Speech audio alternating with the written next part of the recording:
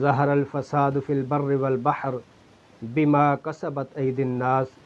لیذیقہم بعض الذی عملوا لعلہم یرجعون۔ زمین میں اور سمندروں میں جو بھی فتنہ فساد برپا ہے، بما کسبت ایدی الناس، اس کی وجہ لوگوں کے اپنے اعمال ہیں۔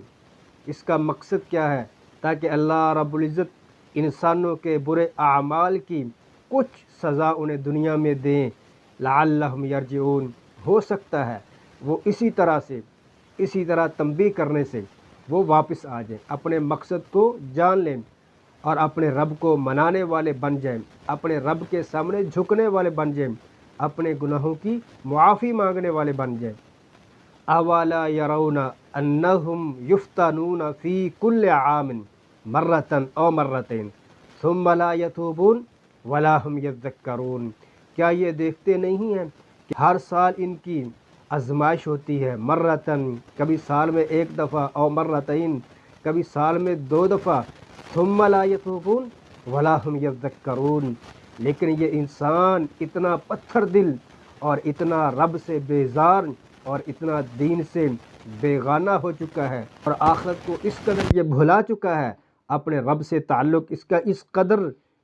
کمزور ہو چکا ہے اور گناہوں کی دلدل میں یہ اس قدر دھنس چکا ہے کہ کئی طرح کے عذاب آنے کے باوجود اللہ رب العزت کی طرف سے آزمائشیں، مصیبتیں، زلزلے، طوفان، سیلاب، بیماریاں،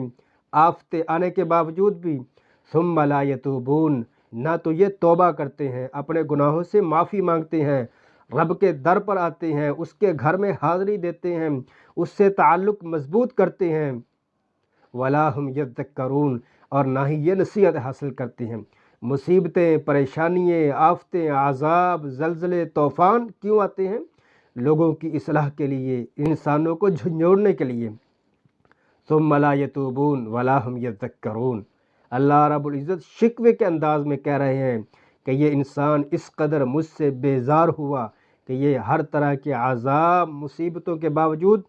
نہ تو توبہ استغفار کرتا ہے، نہ تو اپنے گناہوں کی معافی مانگتا ہے، نہ نماز کے لیے تیار ہے، نہ رب کے لیے وقت نکالنے کے لیے تیار ہے،